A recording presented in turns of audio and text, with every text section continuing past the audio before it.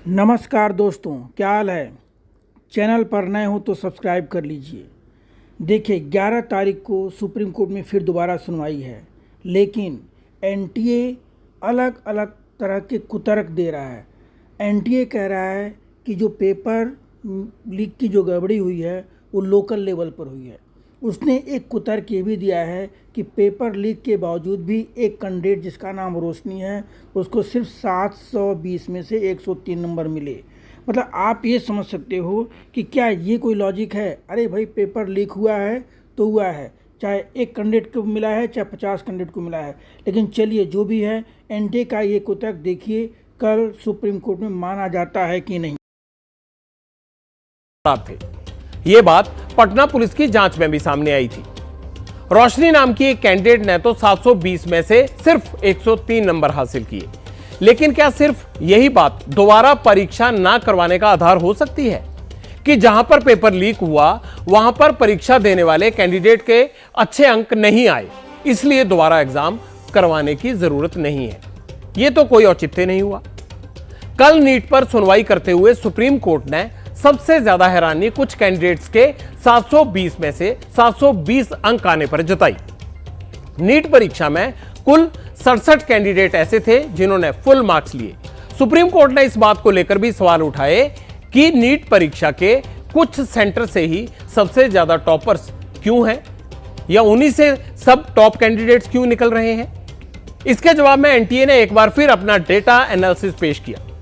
NTA के मुताबिक 11,000 toppers को एक हजार के ग्रुप में बांटा गया।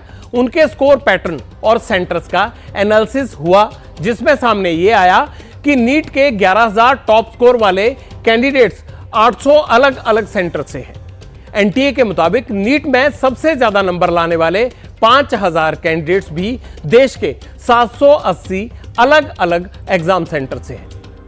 मतलब एनटीए कोर्ट को यह बता रहा है कि सफलता कुछ सेंटर्स तक सीमित नहीं है, इसलिए गड़बड़ी नहीं हुई है। रीनीट की मांग करने वालों को यह दावा कुछ सेंटर से ज्यादा टॉपर से हैं, इसलिए एग्जाम दोबारा होना चाहिए, वो गलत है, क्योंकि डेटा इसको सपोर्ट नहीं करता है। सफल कैंडिडेट तो पूरे देश में फैले हुए हैं, लेकिन इसके बावजूद सुप्रीम कोर्ट ने एनटीए से यह पूछा कि क्या उसके पास ऐसा कोई सिस्टम है जिससे यह पता लगाया जा सके कि पेपर लीक और गड़बड़ी का फायदा पाने वाले कितने कैंडिडेट्स हैं।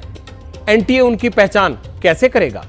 लेकिन पटियाल का सवाल है कि क्या पर्चा पूरे देश में बंट जाए, हर कैंडिडेट के हाथ में पहुंच जाए, तभी एनटीए यह मानेगा कि एग्जाम का पेपर लीक हो गया। क्या उसको थोड़े पेपर लीक होने का या कुछ इलाके में पेपर लीक होने का, एक राज्य में, 2 राज्यों में, 3 राज्यों में पेपर लीक होने का कोई फर्क नहीं पड़ता, वो आधार नहीं बनता रीनीट का। नीट परीक्षा पेपर लीक के तार 6 राज्यों से जुड़े हैं। एनटीए के मुताबिक पर्चा सिर्फ पटना में लीक हुआ। सिर्फ पटना के मामले में ही पेपर लीक की एफआईआर दर्ज है। बाकी जगहों से परीक्षा में गड़बड़ी के अलग अलग मामले सामने आए हैं। पटना को ही आधार बनाकर सुप्रीम कोर्ट ने एनटीए पेपर लीक के दायरे को छोटा साबित करने में लगा हुआ है। एनटीए ने यह कहकर अपना पक्ष और मजबूत करने की कोशिश की कि पटना में 12 परीक्षा केंद्रों के सिर्फ 178 कैंडिडेट्स और गोधरा के 2 सेंटर्स के सिर्फ 8 कैंडिडेट्स 640 या उससे ज्यादा अंक पाने में कामयाब हुए। पटना में एग्जाम सेंटर के सिर्फ 35 कैंडिडेट ने 680 या उससे ज्यादा अंक हासिल किए, जबकि गोधरा के एग्जाम सेंटर जो थे उनमें किसी को भी 680 या उससे ज्यादा अंक नहीं मिले हैं। लेकिन ये कोई आधार थोड़ा होता है। पेपर लीक हो गया, अगर किसी के अंक नहीं आए तो हम ये मान लें कि पेपर लीक नहीं हुआ। मुझे लगता है ये लॉजिक ठीक नहीं है।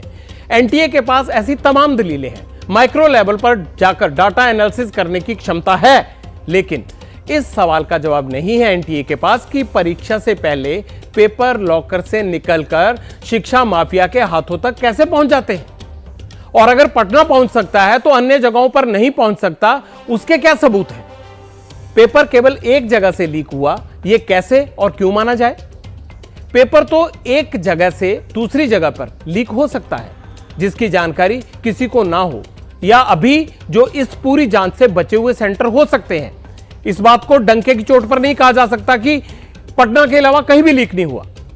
लेकिन एनटीए लोकल चिल्ला रहा है, वो लोकल कहकर गुनाह को झुठला रहा है। जबकि आपको याद होगा कि पटियाल ने अपने परीक्षण में यह दावा किया था कि कि अब एग्जाम माफिया लोकल लीक की रणनीति पर काम कर रहा है। वो नहीं चाहता है कि लीक ज्यादा लोगों तक पहुंचे, क्योंकि संख्या बढ़ेगी तो राज खुल जाएगा, कारोबार नहीं चलेगा तो धंधा चलता रहे। इसीलिए लीक को अब ये माफिया लोकल लेवल पर रखता है। नीट पेपर लीक में पटियाल ने एक बहुत विचित्र बात देखी है। एनटीए ये मानता है कि परीक्षा में नकली परीक्षार्थी बैठे थे और ये गलत है, लेकिन इसे वो गंभीर समस्या नहीं मानता है। ये बड़ी ताज्जुब की बात है। पेपर लीक को वो लोकल साबित करके एग्जाम बचाने में लगा हुआ है और सवाल यहां यह है कि हर कमी को लोकल और छोटा साबित करके अगर एनटीए परीक्षा को बचा भी लेगा तो उसकी पवित्रता का दावा कैसे करेगा कि हम एकदम पाक साफ हैं और एग्जाम में हर कैंडिडेट को लेवल प्लेइंग फील्ड मिली। ये कैसे